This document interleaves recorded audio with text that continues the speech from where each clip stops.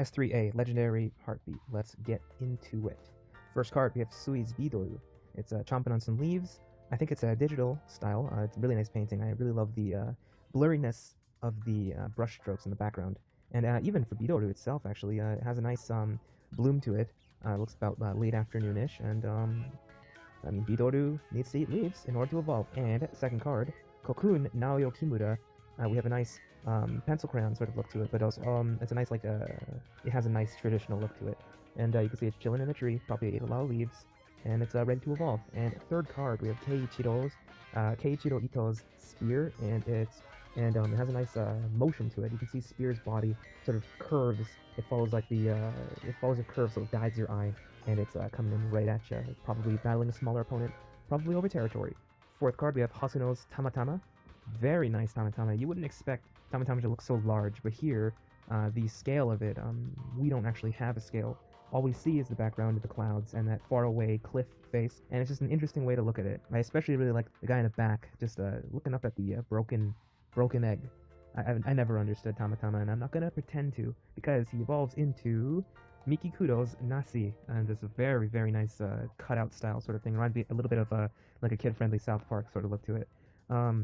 It seems to be digital as well, and the trees have a very nice texture to them. It looks like the wood grain of a cut tree, but on the trunk of an actual like intact tree. It's a very interesting look to it. I love the streaks of light in the background. Everything's very geometric, and it's like a very modern look to it. It's very, very visually interesting. Sixth card, we have Maho with Yanyanma. Very nice thick line style, very official art looking. Very vibrant colors, and it looks like he's a little hungry, flying over the ocean.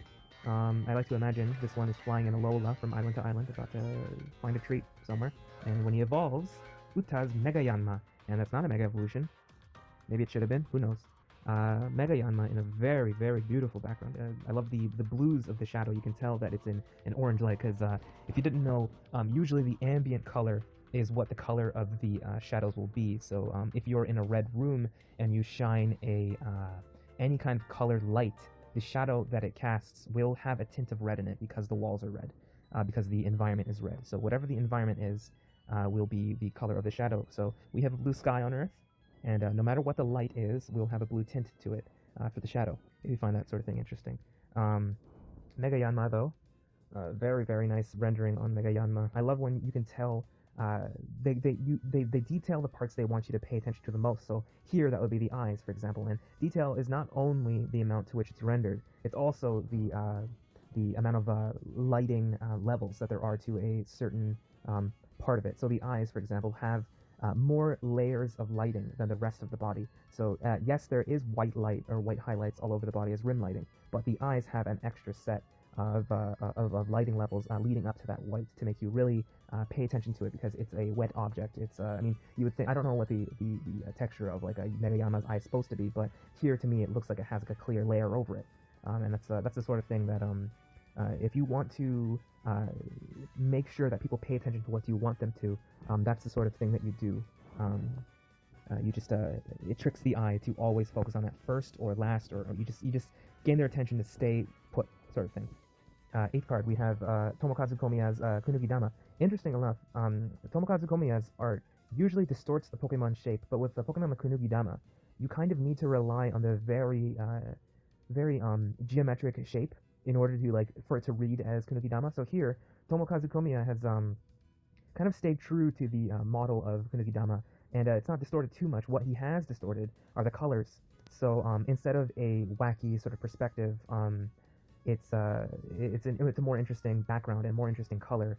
You wonder more about what's going on with that bridge in the background. That those are the obvious parts, but like it could be at nighttime with fireworks in the background. It could even be like snowflakes. There's one that looks like a snowflake. There could be a Ferris wheel. I mean, it could even be microbes in the water. Like, you don't know. It could be leaves. It's very interesting. That's why I really like Tomokazu Komiya's work. Always good. Ninth card, we have Amazing Rare Celebi. So Amazing Celebi, I have no idea about the texture of these cards yet, but from what I can tell, they will be embossed wherever there is the noise, digital noise, that includes the lines. I like it. It's a 5-bond graphics. It's really a dynamic pose, and because of the, it doesn't really matter. It doesn't bother me that it's not drawn. 3D works well here. It really does. 10th card, we have Shibuzo's Shamey. This is the sky form of Shamey. It looks like it's flying between a bridge, perhaps the same one that Kunugidama is in front of. I've always liked the toothiness of Shibuzo's lines, and I also really like the multicolored aspect of it. I wonder if this was maybe originally going to be an amazing rare because of how colorful and how rainbow-like the colors are, or maybe it's just the sort of theme that Shibuzo decided to go with for the set because of the rainbow nature of most of the cards, or at least the chase cards of the set. Moving on to 11, we have Kawayo's Genesect, and wow, Kawayo is very good at musculature and very good at sort of very hard, sort of chunky, very crispy sort of visuals, but making them smooth, making them very geometric. So he'll take a tree trunk and he'll render it with many carvings, sort of, to make that texture very apparent while not being too sharp. So it's you can call it dull, but it's only dull in the sense that it's not sharpened. But it's very clearly defined geometric planes. And with Genesect, he did that here very well. Genesect is a very rigid Pokemon. You can't really change too much about its texture because, I mean, it's plated in metal. But here, you can see that the very slight, it feels like battle damage. It feels like this is how it would really feel. It feels like a bug that's coated in metal here. And you can see the eye here, very nice, clear coating of the eye. You can very easily tell that. And even the floppy disk drive, for the lack of a better term, at the top, it has a different texture, and the way that the light hits that yellow part is very nice. Another solid card by Kawayo. I honestly wish that this wasn't hollow, so you can see the background more clearly. For 12, we have Masakazu Fukuda's Dararin, and I think this is the most fluid and dynamic I've ever seen Dararin in. One of my favorites. What do you do with object Pokemon? I really like object Pokemon. Here, it's swinging its anchor straight at you, and you can really tell the heft because Dararin has to like bend forward in order to whip the chain back, in order to whip it forward again. So that's gonna hurt a lot. 13th card, we have Zarude V. They did not expect the virus to delay the movie. This is supposed to be the movie set of the year. I don't think it changed any of the card order or anything like that. But now the movie comes out in the winter. No one knows how that's gonna work with the cards at all. But Zarude, Planeta Igarashi, did a very good job. This is the first time I'm actually like seeing the texture of Zarude. It's unfortunate we won't be able to see the movie this month, but I mean I guess that's the reality of the situation. And 14, we have Dendryu V by Ryuta Fusei. They don't have to be 3D for V cards. You can there's more freedom, and art instead of a 3D model can go onto the border. And drawing in a taller aspect ratio is just so much nicer. It gives you so much more freedom, especially for when you're making a card that is shaped as that aspect ratio, rather than in regular cards. The card itself is going to be vertical, but you are supposed to make horizontal art, and it just cuts it off a little bit. So I'd really love to see this sort of thing. I liked it back in the Omega Ruby Alpha Sapphire days with the half arts. But yeah, Ryuta Fusei, really nice colors. Shin Nagasawa-like shading over here. It's a very solid card. I'm just excited to get it. It's going to be really nice tappet glossy. 15th card, we have Hideki Ishikawa's Raikou, Amazing Raikou. Another really nice card. You can see the purplish shadows. You can see... I'm interested to see... So, Celebi and Raikou are both amazing rares with the same sort of design philosophy behind them. So they have the rainbow and then the Pokemon, the full body of the Pokemon. I don't know if there are any amazing rares that aren't like that. I guess we'll see, because this is my first impression of everything, but I like what I see. It's really refreshing. It's a very nice card. We'll go on to number 16 with Kyoko Umemoto's Rakurai. Oh, you know what? This must have been a vested effort to make things more rainbow to fit the dynamic of this, or the design philosophy, rather, of this set. We have a rainbow sea, and I like how the cloud shapes in the background are very abstract, and same with the reflection of the foam of the sea. Normally, I wouldn't like this type of shading. I consider this type of shading sort of Disney direct-to-DVD sequel or cheap quill shading. But here it works because the aesthetic of the background, the foreground, and the subject itself all match.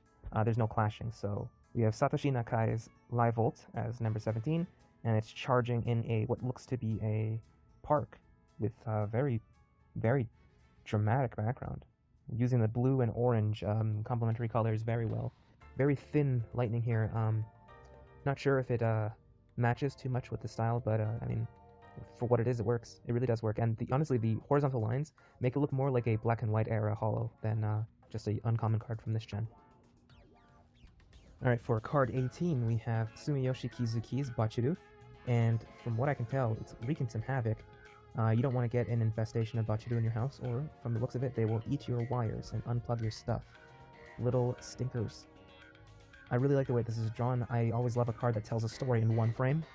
They would make a really nice comic. They would make a really nice little story, maybe those 4-panel comics. Could be pretty cute. And when it evolves, it's Shigenori Negishi's Denchula. You can see the silhouette. Let me just pay attention to it. You can see the silhouette of a butterfree in the background. It's a nice little touch. It might be one of Shigenori Negishi's favorites. Who knows? Seems like it's just creating an electro web in the dead of night. Very interesting. The glossiness. It looks a bit like a toy sort of popping out at you. For number 20, we have Hatachu's Zekrom. This is 3D, I believe, yes. Hatachu is getting really good. I honestly wouldn't be surprised if Hatachu did some theme deck art for the English and international releases, or maybe some booster pack art, maybe some guidebook art, maybe some renders for those. I really like the textures they're starting to use, and it looks like Zekrom is going to do it a Sengan. For number 21, whoa, wow, we have Sotaro's Zeraora.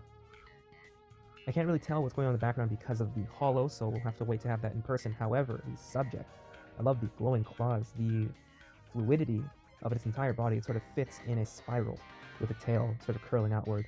Sotaro is so good at this smooth, the smooth edges that transition to hard edges for his lighting, and very, very nice usage of blue and yellow. More of that complementary glow. So really, really nice. Very good card. We got number 22 with Koki Saito's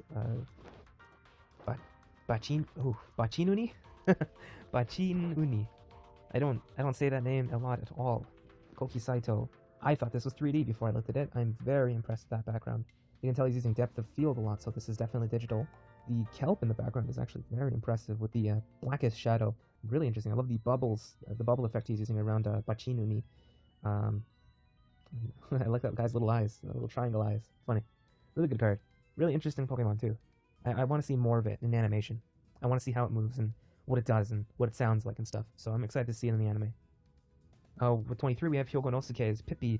Hyogonosuke, I mean, cream of the crop, honestly. For me personally, I think Hyogonosuke's cards are probably my favorite at this time. It always changes, but right now, I love this style. It's a very unique. Each card of theirs is unique. You'll never forget one of Hyogonosuke's cards. It'll always be in the back of your head. It's really nice. I love the blue glow. I like the underlighting from the bioluminescent plants around it. It's really nice. I also like the rim lighting from the moon in the sky. Two sets of light sources, handled really well here. Moving on, we have Sayatsuruta's Pixie. And wow, these shooting stars remind me of Animal Crossing. I wish that would happen more in my island, but at least Pixie gets to enjoy it. I mean, she's a fairy type, so she's from the moon. Let her enjoy the stars. I really like Sayatsuruta's art. It's very like Pokemon Center clear file work. It's like a merchandise work. You can see this being on like a journal. I just love that sort of stuff. It's really cute. Like I think little kids would love this sort of thing. Moving on, we have Kirindiki at Soso.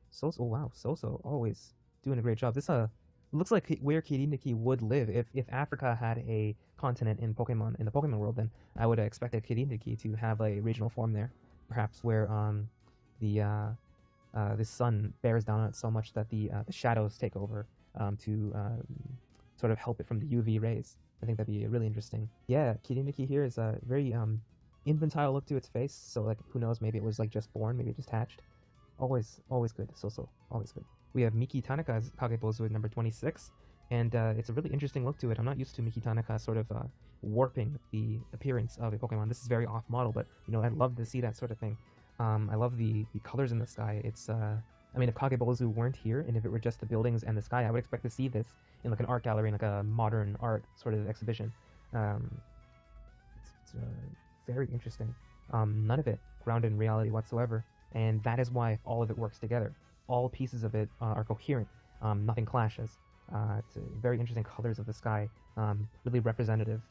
More supposed to evoke a feeling rather than show you a photo of a place. And honestly, sometimes that's great. Sometimes that's awesome. And for number 27, we have Jupeta by Kodama.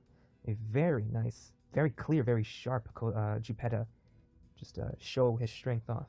That's what I like in a scary Pokemon card. I love that sort of stuff. The halos of light that the moon is radiating, I suppose. Very good. I like the juxtaposition of the sharp subject and the blurred background, with some of the leaves being somewhat visible. It's a really nice perspective blur. Very good job by Kodama. Oh, hey, Yuka Mori with the Dedenne, number 28. I never expected another Dedenne card so quickly, but I mean, he is a popular Pokemon, and did you know, July 2nd is considered Dedenne Day because it's 702. So, very appropriate to find a new Dedenne when it's 702, where I am. Really love this guy, obviously. If I could go through the game playing with 6 Dedenne, I would, and sometimes I do. He's sleeping. What else is there to say? He's a little sleeping Dormouse, and I'm happy for him. And this is one of those cards where this is a photograph. You know that, right? This is a photograph. This is made of clay, and I wish I could ask Yuka Mori if I could buy that, and I would pay whatever it took to have this. That's really cute. It's probably a good thing, because I wouldn't be able to stop buying Yuka Mori's clay figures if I started with the Dedenne. We have number 29, Kagemaru Himeno's Xerneas. This reminds me of early XY art. Maybe Kagemaru Himeno did some art for Xerneas before. I don't know how to describe it. I guess flat, but in a good way. Sort of reminds me of old Japanese scroll art, but like in a modernized way. Again, like Xerneas is a very rainbow Pokemon, so do you even really need it to be an amazing rare? Would have been cool, of course, but I mean, it is all rainbow already. Number 30, we have Diancie by Sanosuke Sakuma. And Diancie looking like an anime princess. Probably just did her transformation sequence. About to fire off the bolt and end the career of the villain du jour. I really like the rendering of the crystal. It looks like it's hollow. It looks like there's stuff inside. It looks like it's layered. It doesn't look like a solid piece of plastic. It looks like an actual gem. Very nice to see. Really hard to be able to do that. Takes some time, but always worth it. We have at number 31, Ayaka Yoshida's Mahowippu V. Very good 3D. Is that 3D? If that's not 3D, I'm very impressed. And if it's 3D, I'm very impressed. Very cutesy, sort of very modern look. It looks like claymation even. It looks like it belongs right in Animal Crossing, you know? It looks like it could even belong in like Yoshi's Woolly World or Kirby's Epic Yarn or whatever that was called. The Yarn series. It looks really nice. Mahowippu, I guess it's in the tree, sort of jumping down for an attack. If Mahowippu is made of whipped cream, walking around the dirt, doesn't that get very messy? Who knows? Either way, when it Gigantamaxes, you get Mahowippu V Max. And here, this isn't an amazing rare, but honestly, it could be considered one. Look at all the rainbow. I mean, the nature of Mahowippu Gigantamax is just rainbow colors, you know? I mean, of course, it changes based on what form you have of it, but like, look at this. This is great. It's really amazing. Number 33, we have Shin Nagasawa's amazing Zasyan. And again, you can see the full body, so it looks like that's the trend, with a sort of paint splatter background that's rainbow, embossed completely. And it looks like even the border, even the basic, even the energy symbol at the top, everything. The borders of the text fields are also embossed with the rainbow noise. So these are going to be very nice cards to have in person. I wonder how that holo looks. I guess we need to wait for a video for that. Very interesting. We have 34, we have Mina Nakai's Upa. It's bath time for Upa. We even have a rainbow in the background for the motif of the set. And I guess this is a baby. The trainer is about to, I guess, clean him off. Oh, you know what? Probably playing in the mud. Being a mud Pokemon, like a mudfish Pokemon. Axolotl, playing in the mud, playing in the sand. This is the reality, Upa. Why are you looking so surprised? I even like the little bath toy of Hitodemen and Whaleko in there. That's really cute. We have at 35, we have Otumami's Nuo. And you know what? There you go, playing in the mud, playing in the sand. It's going to get very dirty, and the trainer is going to need to clean it again. Anyways, onto the actual art. Everything here is very crisp, very clean. It looks like stuff you'd see on Instagram with those like a very pristine sort of aesthetics. It's all very sharp. It's all very eye-catching. You're scrolling by, you're going to stop and look because it's just the stark contrast in colors of the reds and pinks of the background, even of the water, and the very just blue Nuo. Nuo is like the essence of blue here. It's a very cute sort of Nuo. And I can't even, what is that expression, Nuo? Are you happy to see me? Are you sad to see me? Are you surprised? Are you shocked? Did we find your secret hideaway? Who knows? Tsubo Tubo by Mizue as number 36. And wow, the levels of shading here, sorry, the levels of lighting here Tubo we have as a very in perspective look at Tubo, so you can just focus on that. It even has the white around the outline, so even though the background is not in the same perspective or even style as Tubo, it doesn't clash too much because they're similar enough, and they have the same level of shading, even though the background is not made up of outlined objects like Tubo is. He's just chilling in the forest. Oh, wow! And at 37, we have Nagimiso's Regirock, wow. The rainbow effects here are crazy, and the rendering of the planes of its body, just insane. So, and you know what I love about the Regis? People don't really appreciate this enough. It's the geometric coming to life. It's an object coming to life, and yes, of course, there are object Pokemon. However, those usually have faces. Those usually have cutesy expressions, and they warp and they transform, and they're squishy and stuff like that. But the Regis, those are golems. You can't do that with the Regis unless you're Tomokazu Komiya. But look at this. This is just great. It's just like a hulking mass of stone, just charging at you. You can feel the impact of that. It's a hulking golem, and I love that. Moving on, we have Riolu at 38 by Ryoma Uratsuka, and it's another cutout style. I'm loving these. This one looks like it's separated pieces colored in with watercolor. Cutesy Riolu, instead of it training for once, just hanging out in the fairy spring. It's pretty funny. Moving on, we have 39, Ryuta Fuse's Zygarde, and it's just firing off some blasts, you know. Even here, you see the rainbow colors. Motif stands strong here, and man, this is just really solid art. I wish, again, that the holo didn't obscure the background, but it looks to be some sort of like ruins, some sort of temple. There might be a cloud in the background, might be some motion blur. We'll see when we actually get the card. Moving on, we have number 40, Eri Yamaki's Iwanko. This one is insanely cute. He's just trying to scratch his ear, but there's an Abuli that's bothering him. But he doesn't seem too bothered. Maybe they're like the best of friends, and Abuli's just being a little bit of a jokester right now. But look at the fluffy tail, the rendering on the fluff. Like, you can tell this Eri Yamaki probably has a puppy or had a puppy. You can really tell. The playfulness is very apparent here. It's really cute. But when it evolves, it is a savage. Anisaki dynamic. Looking again, very dynamic. The moon in the background, the clouds, everything's like, it's a very nice mixed media here. You can really tell it's like the best that digital has to offer. You're using all the tools you have with digital art to make very dynamic images, and that's what Anisaki dynamic is all about. We have the feral look to Lugalgan here. These colors that work well together. We have these blues, we have these reds, we even have these purples, we have these, of course, the white, we have the blues of the shadows, the multiple blues of the sky, we have the browns, the muted browns of the ground below Lugalgan, so you don't like look away too much from Lugalgan. You can tell the most saturated portions are where Anisaki Dynamic wants you to look. Very good. Moving on, we have Sekitanzan V.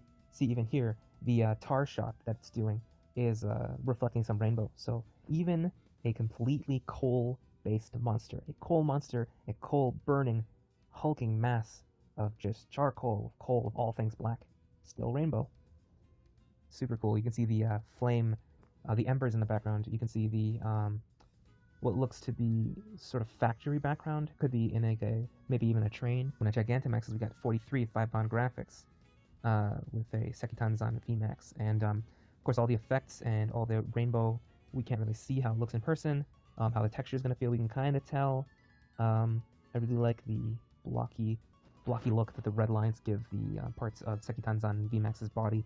Just super cool sort of Godzilla monster. Really cool. Really love this evolutionary line. Next we have Amazing Zamasunta, and this is by Akisiji Works. So this is 3D. I'm completely fooled, and well, man, this is what happens when you use like a sort of homogenized design philosophy for the entire set. You have the Amazing Rares looking just as good as each other. There's 3D, there's 2D. You can't tell which is which. Not always, at least. And here we have very much thicker lines in this one than the rest of the Amazing Rare so far, and I'm happy Zamazenta is getting more love, because everyone played Sword. Everyone played Sword. I played Shield. Where's the Shield? Here's the Shield. Next up, we have Foratos at 45 by Atsuko Nishida. Very dull-looking Foratos, but as a contrast, the background is actually the one that's saturated. I've actually not really seen this that often, but it's also a very valid way to show off the muted tones and the subtleties of the hazy looking shading. So like even if you look really close, you can see there is very nuanced shades of red within the shadows that you don't normally get if you're trying to saturate everything. Next up we have 46, Satoshi Shirai's Haganeo V. Crazy looking rendering here. Obviously it's CG. I think it's CG. If it's not CG, that's very impressive, and if it's CG, again, it's very impressive. You see the reflections of the background, more rainbow-like texture. Like it's not complete rainbow, but there is enough of a spectrum that like it fits the motif very well. And I love the shininess. I love the red eye, the gleam, the even its tooth is shining, which should be funny. I mean, Haganeo, it is a hulking mass of a Pokemon. It is a big unit. It's an absolute unit, but the teeth always look hilarious to me. And sorry, Haganeo, I mean, you just look funny, but I still am scared of you. Moving on, we have 47, we have Dummer. Looking really cute. Is it collecting mushrooms? Is it just hiding out? Is it looking up at its trainer?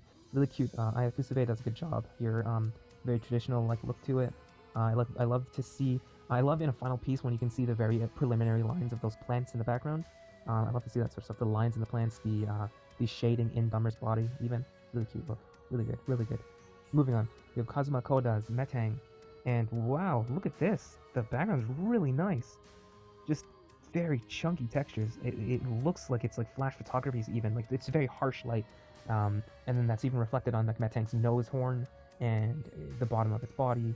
And it's very all of the underlighting just highlights the very geometric look to its body. You can see the planes of it. You can see the rim lighting on the arm. It's just a very, very good piece. Moving on, we have Kawayo's Metagross.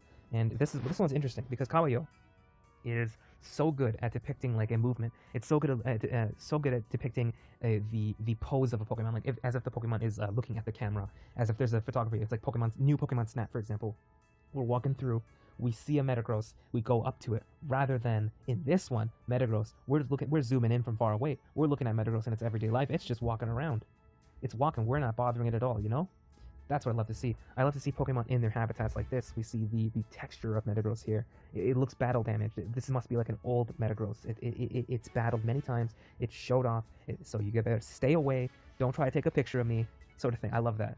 I love these stories you can come up with from a very simple image such as this. And even though it's simple, doesn't mean that there's a lot of work that goes into it. And this is the quintessential Pokemon card for me, you know?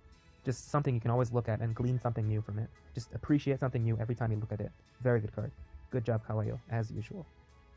With number 50, we have Sanosuke Sakuma's amazing Jirachi, and I mean, it's amazing, right? Look at the swirl. It's just a very nice saturation of colors. It's not exactly what you would think of as like the rainbow, the colors that make up the rainbow, because there's not a red here. I mean, there is a red, but it's not the same sort of red. It's an orangey red. Everything just kind of you took the saturation and turned it up to 11. And then you have a Jirachi here with these very colorful lines, the outline, and just looking mean, looking angry, looking like it's gonna put up a fight. Yeah, it's a very nice card. I'm excited to see exactly how this will look in person. Moving on, we have Kodama's number 51, Lucario, and here's Lucario. It's a steel text time. It looks like it's about to form an aura sphere. This is the formation of a Rasengan. I love the look here. It's very natural look to it. It looks lived, like he looks organic. And what's interesting to me is the way that the aura is sort of rendered here. It looks like it's tangible. And to Lucario it is, but to everyone else it's just like a sort of invisible force. So it's always interesting to see stuff like that, like rendered with lighting and shading, even though it's like energy. And just an interesting look to it. Number 52, we have Shin Nagasawa's Dialga. And again, more lightning, more crazy effects, more breaking the ground. Everything's in this set is like epic for the legendaries, and I can't really tell what's going on in the background because of the hollow, but maybe that's a volcano, maybe there's a fire. It's in battle. Number 53, we have Akira Komayama's Galarian Magyo, and here it's set itself a trap for a human to pick up the monster ball, and it's gonna bite the human until the human gives up some berries. And I love the way this is drawn. I love that the background and the foreground, they both share the same line thickness as the outlines, so it gives it a interesting look to it. Because you don't always have to change your line thickness, and this is a very good showing of that. You don't have to. You just have to play within the rules that you set with the very first stroke that you make, and Akira Komayama does that every single time. Moving on. Whew, wow! Akira Egawa with Magearna. This is 10 out of 10. This is insane. man, the saturation, the colors, the rendering, the gold on the skirt, the gold on the ears, the gold around the eyes, the sphere as the chest, the rendering of the brushed metal on the shoulders, the eyes, the blue nose. It all works so well together. And then we're not even talking about the arm that's opened up firing a bolt yet. The effects, the particles, everything in this is amazing. Akira Igawa knocked it out of the park. Honestly, this is my favorite card of the set so far. That is amazing. And I mean, that's a lot to say because there's a Dedenne in this set, and this beats it. It's amazing. Amazing, amazing, amazing. Moving on, we have Lugia by NC Empire, swimming around, looking at the camera, probably wondering why there's a camera underwater. By the way, this is very well drawn. I love the blue outline of the arms, sort of showing the light is hitting it from above. And it's kind of, it's sort of weird because like this is underwater, but the bubbles at the top sort of remind me of the sky, and I can't tell if maybe that is the sky above the surface of the water or if that's just bubbles of Lugia moving. And I think it's just bubbles, but it does look like clouds. So if you were to take away the bubbles in the foreground, this could even be changed around to be a Lugia in the sky, sort of swooping down at you. And that's a really cool thing. Moving on, we have Amazing Rayquaza by 5-Bond Graphics. And now this, I don't know about this, because 5-Bond usually does a good job, but here, I think that the line thickness being the same throughout the entire Pokemon, or at least similar enough, I think it's a bit thicker, but it doesn't look like it's moving into the distance. It looks a bit strange to me. It sort of looks like it's a very chibi Rayquaza on a small noodle body. But I know it's not. I know what a Rayquaza is, so I'll move past it. I love the splatters of the rainbow. Again, really nice. Interesting that Rayquaza's horn doesn't go past the border. I don't think there are any Pokemon that cover up the name, or at least go behind the name. If there are, please let me know. Yeah, 5-Bond Graphics, Rayquaza. Moving on. 0313, I don't know if there's another way to say that name still. We have Pair Up. Very nice look to it. It looks a bit like Wind Waker, a bit like that style. Very clear-cut layers, very slight film grain over everything. Really nice colors, like a nice saturation, nice mix of colors that work together. You got blues, you got reds, it's like slight reds of like the browns and the pinks. So they're not like extreme red, so everything else has like its time to shine sort of thing. I really like that, really good. Moving on, we have 58, Blenta Mochizuki's Togekiss V. This one is really nice. I like the ribbons in the background. It's probably using a fairy wind or something, sort of flying along the jet stream. You can see a mountain in the background, mountain stream, sort of valley. The colors all work together. White, blue, and red are always nice together. It's interesting, the rendering of its ears. Very plastic looking. I've never actually thought of what Togekiss's ears would feel like. Maybe they're kind of velvety. Moving on, we have Togekiss VMAX by 5-Bond Graphics. The non-Gigantamax Pokemon VMAX sort of leave a bit to be desired. I wish that they wouldn't be pigeonholed into only being 3D, so they can do a little bit more interesting things with this, because these remind me a bit too much of the old GXs and EXs and stuff like that, but the textures and colors and particles do change, so I guess this is one of those cards where you'd appreciate it a lot more, at least I would, if I had it in person, because so far the VMAXs that aren't Gigantamaxes haven't really impressed me that much, but it's a very minor thing. At least it doesn't take away from the secret rare, you know? Here we have Tornellos, number 60 by Masakazu Fukuda. And it is sort of flying towards the screen, about to throw a punch, or it's kind of holding on to its tail thing? I don't know what you call that. But yeah, maybe it's about to summon some flying move. I don't know. It's a really interesting look. I like the toy look that has to it, the specular lighting on the eyebrow and the pectorals, and the bicep as well as the hand that's stretched towards the screen. It's really nice. I like the slight gradient in the shading of the tail thing. A very Shin Nagasawa look to the shading. Honestly, I'm surprised it's not by him, especially with the rim lighting. We have 61 Yukiko Baba Sutsukera. We have the greens and yellows in the background, looking very painterly and representational rather than literal. They sort of make up the highlights of the trees. This is a forest in the background, beneath the tree that Sutsukera is perched on. We have the very purple, sort of yellowish, sort of bluish mountains in the background, more rainbow-ish lines to fit the motif. And Tsukera itself, you can see the brushwork sort of follows the line of what the grain of the feathers would be. So this is how it would feel. It evokes a texture to it, even though it's not like a texture overlay that's used in digital. Although I don't know if this is digital or not. Actually, I think it probably is digital. Really nice regardless. Really, really nice. Here we have Tetsuya Koizumi's number 62, Kerarappa.